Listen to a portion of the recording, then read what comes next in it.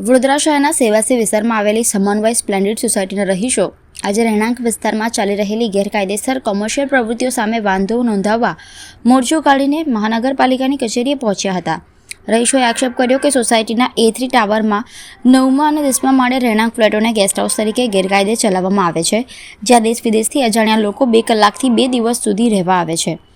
રહીશોએ જણાવ્યું કે અહીં કોઈ પોલીસ વેરિફિકેશન, રેકોર્ડ મેન્ટેનન્સ કે કરાર કરવામાં આવતો નથી, જેના કારણે સુરક્ષા જોખમ ઊભા થયા છે અને શંકાસ્પદ અવરજવર વધી રહી છે। 1 વર્ષ પહેલા VMCને લેખિત આપ્યા છતાં માત્ર નોટિસ આપવામાં આવી હતી અને કોઈ અસરકારક કાર્યવાહી થઈ ન હતી। સતત રજૂઆતના પરિણામ ન મળતા રહીશો આજે બેનરો સાથે મોરચા સ્વરૂપે પાલિકા કચેરીએ પહોંચ્યા હતા અને અધિકારી સુરેશ તુવરને આવેદનપત્ર આપીને ગેરકાયદેસર ગેસ્ટ હાઉસ તરત બંધ કરવાની માંગણી કરી હતી। રહીશો સાથે આમ આદમી પાર્ટીના અગ્રણીઓ પણ જોડાયા હતા।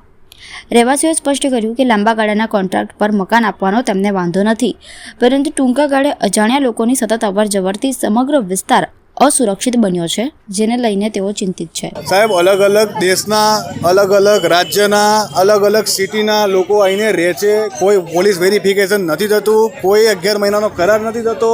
2 कलाक माटे 7 कलाक माटे 2 दिवस माटे आईने रहे छे, आईने अहींया दारू पीवे छे, अमारी सोसायटीनी महिलाओ साथे छेड़खानी करे छे, नानी नानी छोकरीओने चॉकलेटनी लालच आपीने गाड़ीमां बेसवानुं कहे छे। आ अमे 1 वर्ष पहला अरजी करी थी। आ VMCએ એમને કીધું છે કે આ બંધ કરો, તે છતાંય આજે બંધ નથી થયું। તો ફરી અમે પોલીસ પાસે રજૂઆત કરી છે। પોલીસ ઉલટું અમને ધમકી આપે છે કે તમને જેલમાં પૂરી દઈશું। એટલે આ વસ્તુ ચાલવા જ નહીં દે। અમે લોકો આ રેસિડેન્શિયલ સોસાયટી છે, અહીંયા કમર્શિયલ વસ્તુ ચાલે જ નહીં, ચાલે જ નહીં, એટલે ચાલે જ નહીં, બંધ કરાવો। મારે કોની માલિકીનું છે? કોઈ કંપની છે, GBT ત્રિવેદી કોઈ કંપની છે, હોસ્પિટાલિટી કંપની છે, એનો માલિક અમેરિકામાં બેઠો છે અને અહીંયા PG તરીકે, સર્વિસ અપાર્ટમેન્ટ તરીકે, હોટલ તરીકે અહીંયા હોટલ ચલાવે છે। અજાણ્યા વ્યક્તિઓ આવે છે, નાઇજીરિયાના, યુકેના, ખબર નહીં ક્યાંથી લોકો આવે છે, એનું કોઈ વેરિફિકેશન થતું નહીં। આજે જ્યારે દેશમાં અત્યારે લાલ કિલ્લામાં ડૉક્ટરો બોમ્બ બ્લાસ્ટ કરે છે, અમે અજાણ્યા વ્યક્તિને અંદર આવવા દઈએ તો અમારી સેફટી કોના હાથમાં છે? અચ્છા, પાલિકાનું કામ તો કરશે, પણ તમે પોલીસ પાસે પોલીસ સાહેબ જેલમાં પૂરી દેવાનો ધમકી આપે છે કે તમે હવે એના લોકોને રોકશો તો તમને જેલમાં પૂરી દઈશું। કયા પોલીસ સ્ટેશન હતા? બાયલી તાલુકા પોલીસ સ્ટેશન, PI સાહેબ, આ એમના શબ્દો છે। શું નામ તમારું?